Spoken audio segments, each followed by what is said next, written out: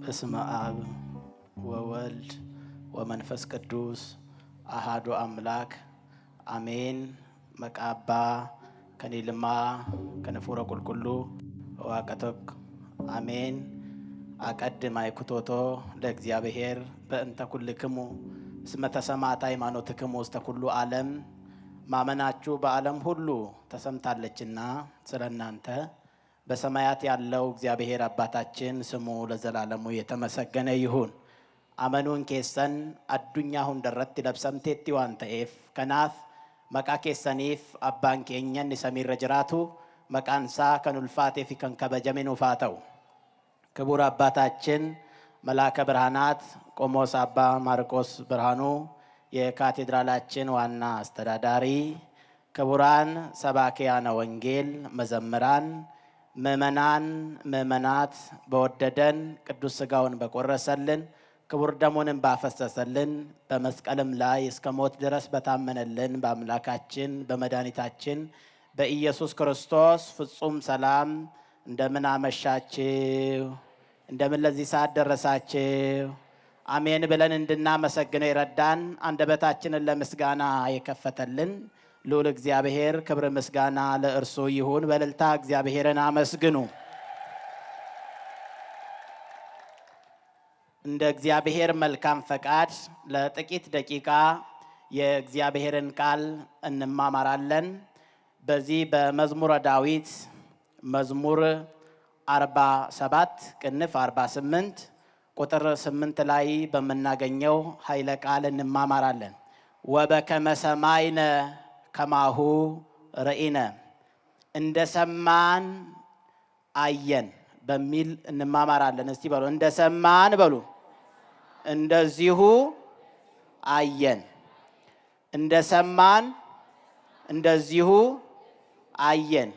አኩመ ዳጌኘ አከሱማ አርጊኔ ከንጀዱዳን ወሊን በረና ጀችቸ ከነ ከነርገኑ ፋርሳ ዳዊት ፋርሳ አፉርተሚ ቶረባ አከሱማሌ መለቶ ኬሰቲ አፉርተሚ ሰዴት ለኮሰ ሰዴት ረት ጀቻ አርገኑዳ። እንግዲህ በዚህ ዕለት ጠዋት በቅዳሴው ዲያቆኑ ካወጀልን አዋጅ መሃል አንዱ ይሄ ነው። እንደሰማን እንደዚሁ አየን ይለናል። ምንድነው የሰማነው? ደግሞውስ እንደሰማን ያየነው ነገር ምንድነው የሚለውን ለጥቂት ደቂቃ እንነጋገራለን።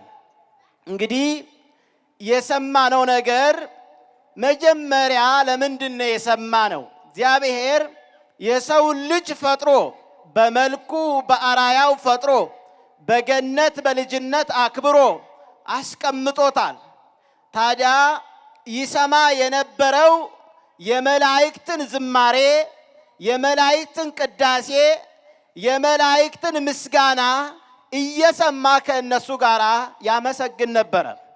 ታዲያ ከጥቂት ጊዜ በኋላ ወይም ከ7 ዓመት በኋላ የሰው ልጅ የእግዚአብሔርን ትእዛዝ አላከብር ባለ ጊዜ፣ ለእግዚአብሔር አልገዛ ባለ ጊዜ፣ ሕጉን በጣሰ ጊዜ፣ ከእግዚአብሔር ይልቅ ዲያብሎስን መስማትን በመረጠ ጊዜ ያንን ይሰማ የነበረውን የመላእክትን ዝማሬ ከጆሮው ላይ ተቋረጠ።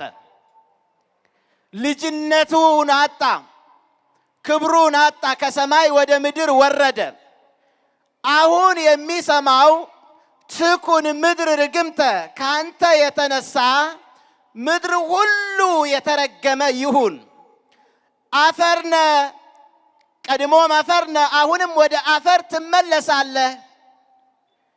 በአንተና በሴቲቱ በዘርና በዘሯ መካከል ጠላትነትን አደርጋለሁ። በላብ ወዝ ብላ በስጋ ወደ መቃብር በነፍስ ወደ ሲኦል ትወርዳለህ የሚል የእርግማን ድምፅ ሰምቷል። እግዚአብሔር አምላካችን ከዚህ ይጠብቀን፣ የእርግማንን ድምፅ ከመስማት። እንግዲህ የእርግማን ድምፅ እንዲሰማ ያደረገው አለመታዘዙ ነው፣ ለእግዚአብሔር አለመገዛቱ ነው፣ ሕጉን አለመጠበቁ ነው። ታዲያ እግዚአብሔር እንደጠፉ ይቅሩ እንደሞቱ ይቅሩ የማይል ለሰዎች የሚራራ አምላክ ነውና ገና በገነት ሳለ እግዚአብሔር አዳምን ፍለጋ ነው የወጣው። አይቴ ሃሎከ አዳም፣ አዳም ሆይ ወዴት አለ የሚል ድምፁን እያሰማ እግዚአብሔር አዳምን በገነት ውስጥ ፈልጎታል። አሁን እግዚአብሔር አዳም ያለበት ቦታ ጠፍቶት እየፈለገ ሳይሆን እግዚአብሔር አዳምን ያስቀመጠበት የቅድስና ማማ የቅድስና ስፍራ ነበረ። ከዛ ስፍራ ላይ ነው እግዚአብሔር አዳምን ያጣው። እኛንም በመጣ ጊዜ እግዚአብሔር እንዳያጣን መልካም ፈቃድ ይሁንልን። ወደ መቅደሱ ሲመጣ በቅድስና በመቅደሱ ውስጥ የቆመ ሰው ሊያጣ ይችላል። ወደ ማህሌቱ ሲመጣ በቅድስና በማህሌቱ ስፍራ የቆመ ሰው ሊያጣ ይችላል። ከሚሰብኩት መሃል እግዚአብሔር በቅድስና የሚሰብክ ሰው ሊያጣ ይችላል። ለዚህ ነው በዚህ በመጽሐፈ መነኮሳት ማር ይስሐቅ የተባለው ሊቅ እንደዘገበልን አንዱ ባህታዊ ትልቅ ችቦ ለኩሶ ብዙ ሕዝብ ከሚበዛበት ስፍራ ወጣ። ሰዎች ምን አሉት? ምን ነው በፀሐይ በዚህ በጠራራ ፀሐይ እንዴት ችቦ ታበራለህ? አሁን እኮ ብርሃን ነው ይታያል። ምን ፈልገ ነው ሲሉት ሰው እየፈለኩ ነው አለ። ምን እየፈለኩ ነው? ምን እየፈለኩ እንዴ? ይህ ሁሉ ገበያ ሕዝብ እየተሳጎደ እንዴት ሰው እየፈለኩ ነው ትላለህ ሲሉት ጊዜ መልሱ አሁንም ሰው እየፈለኩ ነው።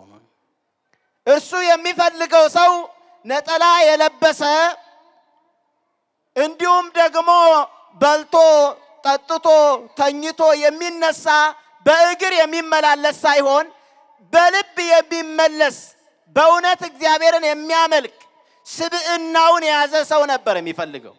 ስለዚህ ሰው ጠፋ ከዛ ሁሉ ገበያ ሕዝብ መካከል። አሁን ከተሰበሰበው መካከል ስንቶቻችንን ለእግዚአብሔር እንደሚገባ ሆነን የተቀመጥን ብለን ራሳችንን ልንመረምር ይገባናል። ስለዚህ እግዚአብሔር አዳምን ከዛ አጣው። ከዚህ በኋላ የተስፋ ቃል ነው በራሱ በኩል የነገረው። በሐሙስ ዕለት ወበመንፈቃ ለዕለት እትወለድም ወለተ ወለትከ ወእድህኩ ውስተ መርህብከ ወእትቤዘወከ በመስቀልየ ወበሞትየ 5500 ዘመን ሲፈጸም ከልጅ ልጅህ ተወልጄ አድነሃለሁ። ከልጅ ልጅህ ተወልጄ ምን እልሃለሁ? አድነሃለሁ ብሎ እግዚአብሔር ለአዳም የተስፋ ድምፅ አሰማው። ታዲያ አዳምም ይሄንን የተስፋ ድምፅ ከልጅ ልጅ ነው ያለው። የትኛው ልጅ ናት? እርሱ የሚወለድባት እርሱ የሚገለጥባት የሰውን ልጅ ለማዳን የሚታይባት የአዳም የልጅ ልጅ እርሷ ማን ናት?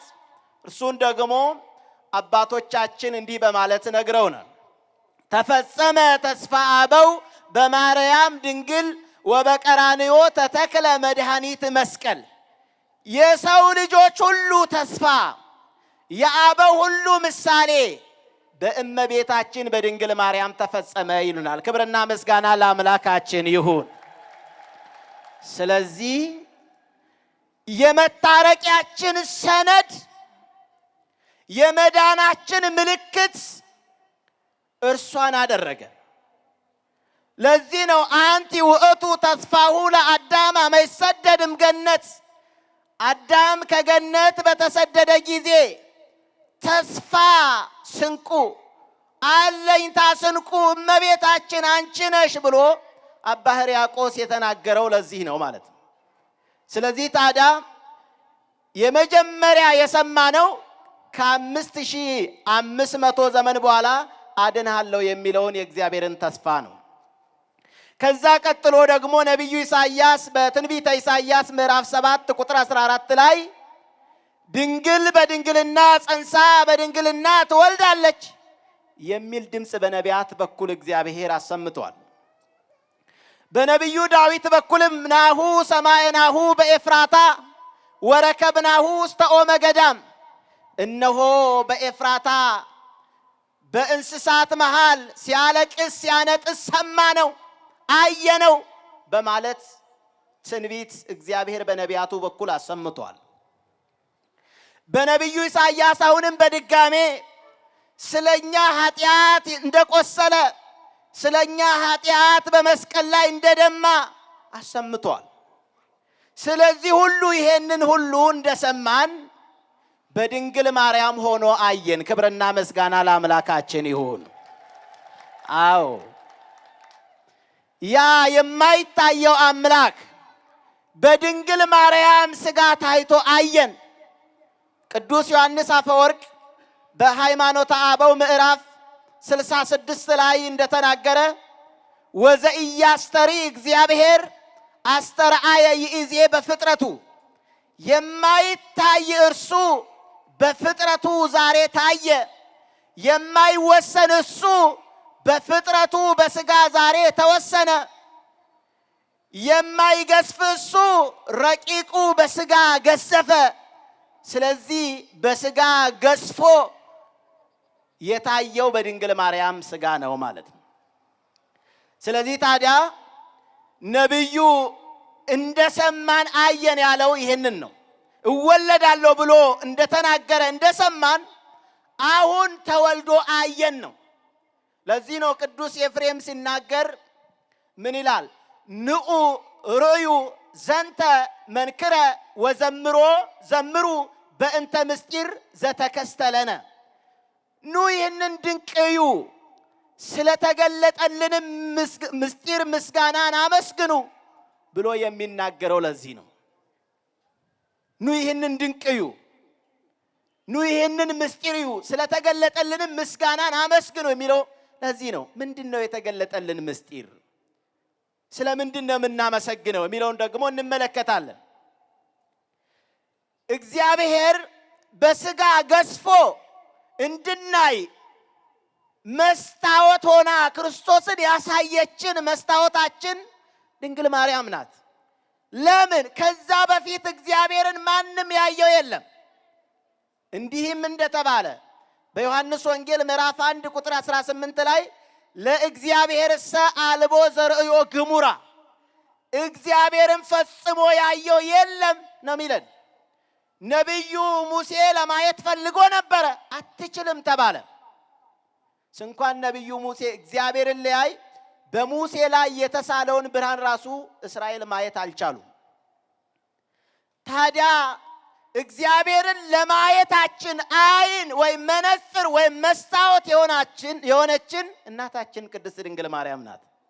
መኑሂ እምያይመሮሙ ለስሉስ ቅዱስ ዘእንበለ እምድኅረ ተሰገወ ወልድ ዋህድ እምቅድስት እሙ።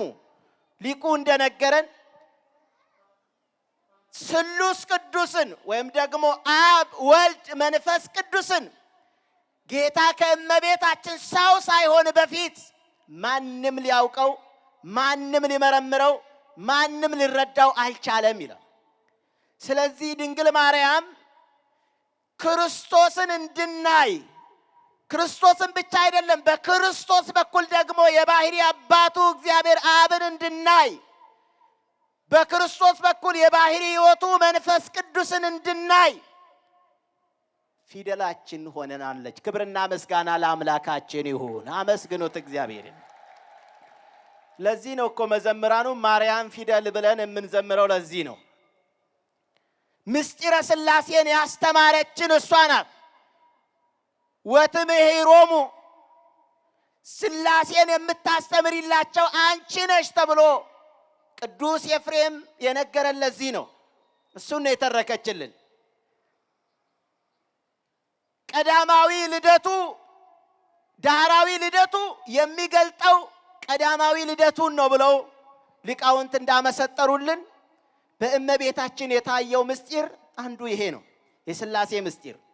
ታዲያ ቅዱስ ዮሐንስ እንደዛ ብሎ አላ ወልድ ዋህድ ዘሃሎ ውስተ ጽናብሁ ውእቱ ነገረነ፣ በእቅፉ ያለ እርሱ እግዚአብሔር ስለ ባህሪ አባቱ ስለ አብ፣ ስለ ባህሪ ሕይወቱ ስለ መንፈስ ቅዱስ ተረከልን ነው የሚለው። እንዴት ካልን በዮርዳኖስ ባህር ከእመቤታችን ሥጋ ነስቶ በተገለጠ ጊዜ አብ በደመና የምወደው ልጄ ይሄ ነው በማለት ተገልጧል። መንፈስ ቅዱስም በርግብ አምሳል ተገልጧል። እግዚአብሔር ወልድም የተቀበረውን ለመደምሰስ ውሃውን ባርኮ ለኛ ልጅነትን ለመስጠት በዚህ ምስጢር ተገልጧል። ክብርና ምስጋና ለአምላካችን ይሁን። ዘመኑ የመገለጥ ዘመን ነው። የምን ዘመን? ምን የማለት? የመገለጥ የመታየት ዘመን ነው። አስተርእዮ ማለት መገለጥ መታየት ማለት ነው። የማን መታየት? የክርስቶስ በእመቤታችን ሥጋ መታየት። እርሷ በእርሱ ትገለጣለች፣ እርሱም በእርሷ ይገለጣል። እርሱ ያለ እርሷ ሊገለጥ ፈጽሞ አይችልም። ብዙ ሰዎች ክርስቶስን ያለ እርሷ ለመግለጥ ይሞክራሉ። አይቻልም መግለጥ። ፀሐዩን ያለ ሰማዩ ፈጽሞ መግለጥ አይቻልም። ውሃውን ያለ ምንጩ ፈጽሞ መግለጥ አይቻልም። ፍሬውን ያለ ግንዱ ፈጽሞ መግለጥ አይቻልም። አዎ መናውን ያለ መሶቡ ፈጽሞ መግለጥ አይቻልም። የሚጤሰውን ንጹሕ ዕጣን ያለ ማዕጠንተ ወርቅ ፈጽሞ መግለጥ አይቻልም። አዎ ሰውን ያለ ዓለም ፈጽሞ መግለጥ አይቻልም። እኛ ያለ ዓለም መኖር እንችላለን እንዴ? እንችላለን። ክርስቲያኖች ምድርን ሳንረግጥ ሰማይን ወይ ሰማይ ወይ ምድር በህዋ ላይ መኖር እንችላለን እንዴ? በሰውኛ ስንመለከት። ስለዚህ እግዚአብሔርም ተገለጠ ለማለታችን እግዚአብሔር መገለጥ ስለማይችል አይደለም፣ እኛ ማየት ስለማንችል እንጂ። እግዚአብሔርማ መገለጥ እንደሚችል በአብርሃም ቤት ተገልጦ አይተነዋል በእንግድነት። እግዚአብሔርማ ከያዕቆብ ጋርም ተገልጦ ሲታገል አይተነዋል በምድር ላይ። በእመቤታችን የተገለጠው መገለጥ ግን ከዚህ ሁሉ የተለየ ነው። ክብርና ምስጋና ለአምላካችን ይሁን። አዎ አብርሃም አዝሏቸው ሊሆን ይችላል፣ በምሳሌ ነው። አብርሃም መግቧቸው ሊሆን ይችላል፣ አማናዊ አይደለም። ድንግል ማርያም ግን በጀርባዋ የተሸከመችውን ያየችው፣ ደግሞም ዓለምን የሚመግበውን የመገበችው፣ የፈጠራትን የወለደችው እርሷ ብቻ ናት። ክብርና ምስጋና ለአምላካችን ይሁን። ስለዚህ በእርሷ ላይ የተገለጠው እጅግ የሚረቅ ነው። ሊቁ ለዚህ ነው እግዚአብሔር ተወለደ አለ። ምን ይደንቃል ታዲያ እግዚአብሔር መወለድ? ከእግዚአብሔር መወለድ ይልቅ የሚደንቀው የድንግሊቷ በድንግልና መውለድ ነው አለ። ይሄ ነው የሚደንቀው። እግዚአብሔርማ ሁሉን ቻይ ነው። እንደ ጽና ምድርና ሰማይን እንደ ጽና አንጠልጥሎ፣ እንደ ጨርቅ ጠቅሎ፣ እንደ ወርቅ አንከብሎ፣ እንደ እንቁላል በመሃል እጁ የያዘ የአብህርትን ጥልቀታቸውን የሰማይን ምጥቀታቸውን ምህዋረ ከዋክብትን የሚለካ ፍጹም አምላክ ነው። ታዲያ መወለድ ለሱ ምንም አይደለም ነው እንዴ? እኛን ከአፈር አንስቶ ሰው ያደረገን፣ እኛን ውሃውን አርግቶ አጥንት ያለው የሚያስብ የሚናገር የሚራመድ ያደረገ ተወለደ ብንል ምንም የሚያስደንቅ ነገር አይደለም። የሚያስደንቀው ግን ፈጣሪዋን የወለደች እናት፣ የተሸከማትን የተሸከመች እናት፣ የሚመግባትን ጡቷን የመገበች እናት፣ ፈጣሪን ልጄ ብላ መጥራት የበቃች እናት ነው። ክብርና ምስጋና ለአምላካችን ይሁን። ምክቢተ ዝንቱ ፍስሐ፣ ይህንን ቅዱስ ኤፍሬም ሲገልጥ እጅግ ፍጹም ደስታ የተገባሽ ድርብ ደስታ የተገባሽ አንቺ ብቻ ነሽ ይላል። ክብርና ምስጋና ለአምላካችን ይሁን። ለዚህ እኮ ነው ምሳሌ ቢመሰል ምሳሌ የጠፋው ለመግለጥ ቅዱሳኑ የተቸገሩት። ለዚህ ነው እመቤታችን ጌታን ስለመሸከም ስለመሸከምሽ ኪሩቤል እንበልሽ አሉና ኪሩቤል እግዚአብሔርን ማየት አይችሉም። አንቲ ታቢም ኪሩቤል አሉ። ከኪሩቤል አንቺ ትበልጫለሽ አሉ። አረ ታብዮ ነፍሴ ለእግዚአብሔር፣ ነፍሴ እግዚአብሔርን ታከብረዋለች ብለሽ በማመስገንሽ እስመ አኮቴቶሙ ረፍቶሙ እስመ ረፍቶሙ አኮቴቶሙ የሚላቸው በሱራፌል እንመስልሽ አሉ። ወትፈደፍዲም ሱራፌል፣ እመቤታችን ምስጋናሽ ከሱራፌል ይበልጣል አሉ። እንዴት ይበልጣል ካልን እነርሱ በጣሪነታቸውን ብቻ ነው እንጂ የፈጣሪ እናት አልሆኑም። እሷ ግን የፈጣሪ እናት ስትሆን ለልጇ ነፍሴ እግዚአብሔርን ታከብረዋለች ብላ ማመስገኗ ምስጋናዋ ከምስጋናቸው የሚበልጥ ነው። አረ እመቤታችን በሰማይ እንመስልሽ አሉና ዳግሚት ሰማይ በዲበ ምድር አሉ። ምድር ጠዋት የወጣ አሁን የጨለመ ፀሐይን አወጣች። እርሷ ግን ለዘለዓለሙ ጠፈር ደፈር የሌለበት ጨለማ የማይፈራረቀው ህልፈት ውላጤ የማይስማማው ለዓለም የሚያበራ የሕይወት ብርሃን ክርስቶስን አስገኘች። ክብርና ምስጋና ለአምላካችን ይሁን። አዎ የኛው ፀሐይ ለዓይን ብቻ ነው ብርሃንነቱ፣ የነፍስ ብርሃን አይደለም። እርሷ ያስገኘችው ግን የነፍስም ብርሃን ነው። ያንን የሞት ጨለማ ያስወገደ ብርሃን ነው። አዎ ሕዝብ ዘይነብር ውስተ ጽልመት ርየ ብርሃነ አብየ፣ በጨለማ የሚኖር ሕዝብ ታላቅ ብርሃን ወጣለት ተብሎ የተነገረ እርሱም በዮሐንስ ወንጌል ምዕራፍ 8 ቁጥር 12 ላይ እኔ የዓለም ብርሃን ነኝ እንዳለ እውነተኛዋ ሰማይ እመቤታችን ናት። ሰማይ አዎ ዝናም ለዘር ጠል ለመከር ያስገኝ ይሆናል። ታዲያ አምና የበቀለው እህል ዛሬ አለ እንዴ? አለ እንዴ? የለም። ለምግብነት የሚሆን እውነተኛዋ ሰማይ እርሷ ናት። ንጹህ ዝናብ ደግሞ ክርስቶስ ነው። ከእርሷ የወጣው ዝናብ እሱ ንጹህ ውሃ ሰውን ሁሉ የሚቀድስ ደግሞም የምድርን ሁሉ ፍሬ እንዲያፈራ የሚያደርግ ነው። ክብርና ምስጋና ለአምላካችን ይሁን። አዎ አዳፋ ሰውነታችንን ሳይሆን አዳፋ ነፍሳችንን የሚቀድስ እውነተኛ ውሃ የተገኘባት ሰማይ እውነተኛይቱ ደመና እመቤታችን ናት። የሕይወት ውሃን ያስገኘች እውነተኛይቱ የጉድጓድ ምንጭ እመቤታችን ናት። በዮሐንስ ወንጌል ምዕራፍ 4 ላይ እኔ የሕይወት ውሃ ነኝ አለ። ከኔ የሚጠጣ ለዘላለሙ አይጠማም አለ። ክብርና ምስጋና ለአምላካችን ይሁን። የማያስጠማውን ውሃ የሰጠችን ወልዳ የማያስርበውን እውነተኛ ምግብ ወልዳ የሰጠችን እናታችን ድንግል ማርያም ናት። በከፍታ አመስግኗት በእውነት። አዎ እኛም እኮ አለ አባ ኤፍሬም ኦ ማርያም በእንተዝን አፈቅረኪ ወናበየኪ እስመ ወለድኪ ለነ መብልዐ ጽድቅ ዘበአማን ወስተ ሕይወት ዘበአማን፣ እንወድሻለን አለ።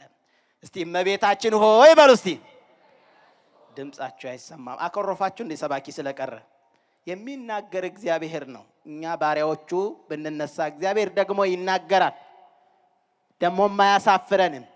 እናንተም እንደ እስራኤል እንደ ዘማ ሰባኪ ቢለዋወጥ እንጂ አትወዱም ይመስለኛል። ምናልባት የሚናገር እግዚአብሔር ነው ብላችሁ ከሰማችሁ ማንም ሰው ከዚህ መካከልም ተነስቶ ቢናገር እግዚአብሔር ይናገራል አይናገርም? በቢታንያ ድንጋዮች እግዚአብሔር አልተናገረም እንዴ? ሰዎቹ ዝም ሲሉ እግዚአብሔር ድንጋይ እንዲያመሰግኑ አላደረገም እንዴ? እንዴ በይሁዳ ላይ ዶሮ እንዲፈርድ አላደረገም እንዴ? እግዚአብሔር ሰው እግዚአብሔርን ሲሰቅል እጽዋቱ እንዲናገሩ አላደረገም እንዴ? ጨረቃና ከዋክብት እንዲናገሩ አላደረገም እንዴ? ስለ አምላክነቱ ሕፃናቱ እንዲዘምሩ አላደረገም እንዴ? እግዚአብሔር አመስግኑት እስቲ እግዚአብሔርን። በእውነት ይናገራል እግዚአብሔር። ስለዚህ ታዲያ እመቤታችን በሉ እስቲ ስለዚህ ነገር እንወድሻለን፣ ስለዚህም ነገር እናከብርሻለን። እውነተኛውን መብል ክርስቶስን ወልደሽልናልና እውነተኛውን መጠጥ ክርስቶስን አስገኝተሽልናልና ክብርና ምስጋና ለአምላካችን ይሁን። አዎ የዚህ ዓለም ምግብ ሲበሉ ጣፍጦ ሲወጣ ሸቶ ጠዋት በልተውት ለማታ ማታ በልተውት ለጠዋት የሚያስርብ ነው። ከእርሷ የተገኘው ግን ለዘላለሙ የማያስርብ እንጀራ፣ ለዘላለሙ የማያስጠማ የሕይወት ውሃ ነው። ለዚህ ነው ቅዱሳኑ ምሳሌ ያጡላት። በሰማይ መሰሏት አልሆነም። በኪሩቤልና በሱራፌል መሰሏት አልሆነም። ከዛ በኋላ አንቺ ምድር ነሽ አሉ። ከሰማይ በኋላ አንቺ ምንድን ነሽ? አንቲ ውእቱ ገራይት ዘኢተዘርአ ውስቴታ ዘር፣ ዘር ያልተዘራባት እውነተኛዋ ምድር እመቤታችን አንቺ ነሽ አሉ። ምድር ፍሬን ዘርን ታበቅላለች። ነገር ግን ያለ ዘር ማብቀል ትችላለች እንዴ? ምድር ያለ ዘር ፍሬን ያስገኘች ድንግል ማርያም ብቻ ናት። እሷ ከምድር ትበልጣለች። ክብርና ምስጋና ለአምላካችን ይሁን። አዎ ሌላ ምን ምሳሌ ይቀራል? በውጭ ባሉት ነገሮች በሙሉ መሰሉ። አንቲ ውእቱ ዕፀ ሕይወት፣ እመቤታችን አንቺስ የሕይወት እንጨት ነሽ አሏት። ያ ፍሬ አንዴ ቢለቀምባት ነገ የለም ይደርቃል። እርሷ ግን ዕለት ዕለት ትኩስ የሆነ የክርስቶስ ሥጋ የተገኘባት እውነተኛውን ፍሬ ያስገኘች ድንግል ማርያም ብቻ ናት። ክብርና ምስጋና ለአምላካችን ይሁን። እንዲህ ነው። ሌላ ወደ መቅደሱ ገባ ቅዱስ ኤፍሬም። ምሳሌ ውጭ ያሉት ነገሮች በሙሉ እርሷን አልገልጥለት ሲል ጊዜ ወደ መቅደሱ ገባ። ወደ ምንድን ገባ? መቅደስ ዘይኬልልዋ ኪሩቤል፣ እመቤታችን ኪሩቤል የሚጋርዱሽ እውነተኛዋ መቅደስ ነሽ አለ። እውነተኛዋ ምንድን ነሽ? ማን የሚጋርዱሽ? ኪሩቤል በክንፋቸው የሚጋርዱሽ እውነተኛዋ መቅደስ ሊቀ ካህን ክርስቶስ የገባባት ደግሞም ላያሳፍረን አንድ ጊዜ ፈጽሞ ለዘላለም የገባባት እውነተኛዋ ቤተ መቅደስ ድንግል ማርያም ናት። ክብርና ምስጋና ለአምላካችን ይሁን። ወይነስ ሙሴ ደመጠሊ ወደ መላክም ወይነስ ደብተራ ኦሪትሂ ወኩሎ ግበሪሃ። ሙሴ እናም ካህናቱ የበጎችን ደም ይዘው መቃኑን ለመርጨት ወደ መቅደሱ በዓመት ይገቡ ነበር። ክርስቶስ ግን በዓመት ሁሌ አይደለ፣ ደግሞም የእንስሳ ደም አይደለ፣ የራሱን ደም ይዞ ነው። በመጀመሪያ በእውነተኛዋ መቅደስ ሲገለጥ፣ ሁለተኛ ላይወለድ አንድ ጊዜ ተወልዷል። ሁለተኛው መቅደስ ደግሞ መቅደስ የተባለው መስቀል ነው። ወደ መስቀል ሲወጣ ክርስቶስ የበግ ደም የእንስሳ ደም ይዞ አይደለም፣ የራሱን ደም ይዞ ዕለት ዕለት አይደለም፣ አንድ ጊዜ ፈጽሞ ለዘላለም ገባ። ያ ካህን ስለ ራሱ ኃጢአትና ስለ ሕዝቡ ይጸልያል። ደግሞም ጊዜያዊ ኃጢአትን ያስተሰርያል። ዘላለማዊውን ኃጢአት ማስተስረይ አይችልም። ክርስቶስ ግን የዓለምን ሁሉ ኃጢአት ያጠበ እውነተኛው የእግዚአብሔር በግ፣ በደሙ ምድርን ሁሉ የቀደሰ ወምድርኒ ትገብር ፋሲካ ታጢባ በደመ ክርስቶስ ተብሎ የተነገረለት ነው። ክብርና ምስጋና ለአምላካችን ይሁን። አዎ ይህንን ነው ቅዱስ ዮሐንስ ወደሙ ለኢየሱስ ክርስቶስ ያነጽሐነም ኩሉ ኃጣውኢነ፣ የኢየሱስ ክርስቶስ ደም ከኃጢአት ሁሉ ያነጻናል። ከኃጢአት ሁሉ ምን ይለናል? ምን ይለናል? ደም ቢታጠቡበት ያነጻል? ያቆሽሻል? ያቆሽሻል። የሰው ደም ቢታጠቡበት ከማንጻቱ ይልቅ ያቆሽሻል። የክርስቶስ ደም ግን ስጋን ብቻ ነፍስን ያነጻ፣ የተዘጋውን የገነት በር የከፈተ፣ የተከፈተውን የዲያብሎስ በር ያተመ፣ ጨለማውን አስወግዶ ብርሃንን ያለበሰን ጽድቅ የሆነ ደም ነው። ክብርና ምስጋና ለአምላካችን ይሁን።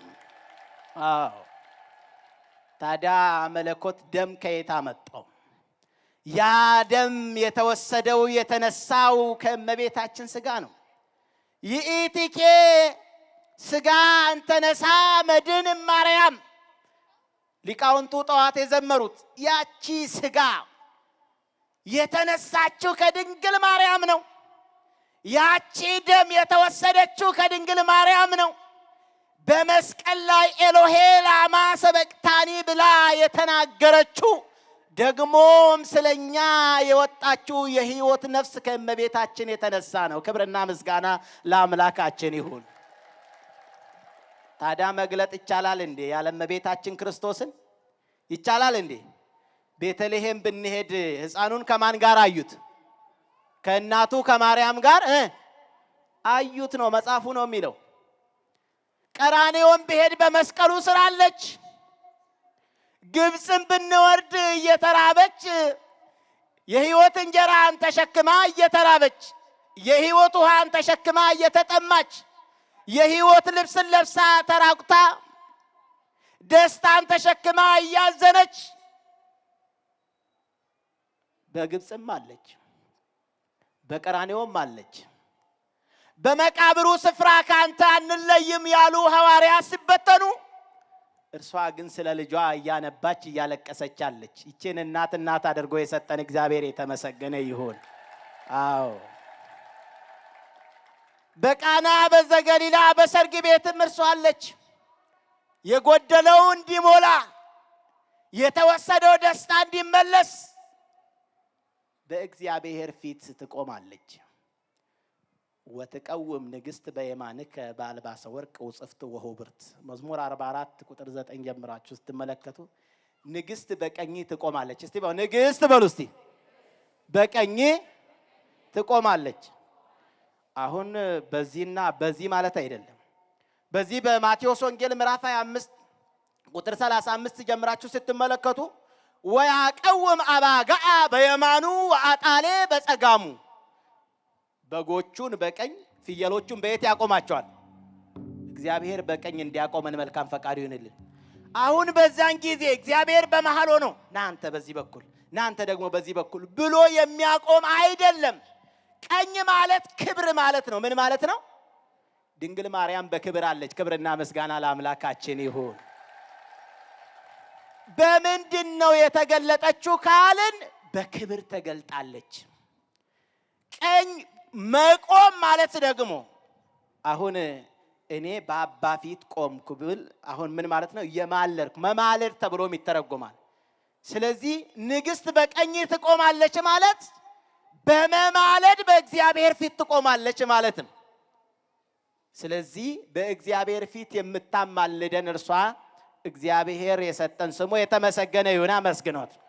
ለዚህ ነው ቅዱስ ኤፍሬም ሲናገር ሰአሊተ ምህረት ለውሉደ ሰብእ ለሰው ልጆች ሁሉ ምህረትን የምትለምን አለ። ምንን የምትለምን?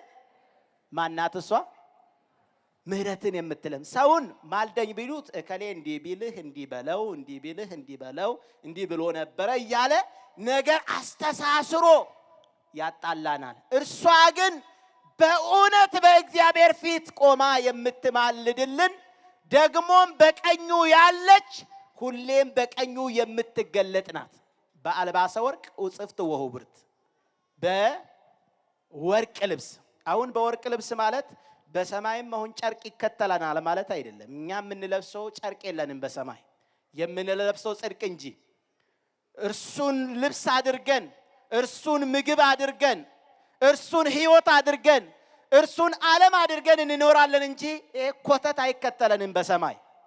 ታዲያ ንግሥቲቱ ወርቅ ለብሳ በቀኙ ትቆማለች አለ። ወርቅ ማለት ወርቅ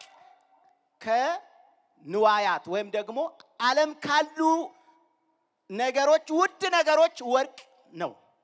እመቤታችንም በልዩ ክብር በልዩ ፍቅር በእግዚአብሔር ቀኝ ቆማለች ማለት ነው። በንጽህና በወርቀ ደሙ ተጽፋለች ማለት ነው። ከማይፋቅ ከሕይወት መዝገብ ተጽፋለች ማለት ነው እንጂ የሚለበስ ጨርቅ ወይም ዘርፋፋ ቀሚስ በዛ የሚከተል ሆኖ አይደለም ማለት ነው። መጽሐፍ በምንረዳው ስለሚናገር ነው። ወበከመ ሰማይነ ከማሁ ርኢነ፣ እንዳየን እንደሰማን እንደዚሁ አየን። በነቢያት በኩል የሰማነውን ክርስቶስ በድንግል ማርያም ሥጋ አየን። በሱባኤ የሰማነውን ክርስቶስ በሥጋ በምድር አየን። ይሄ ነው አሁን የምናየው።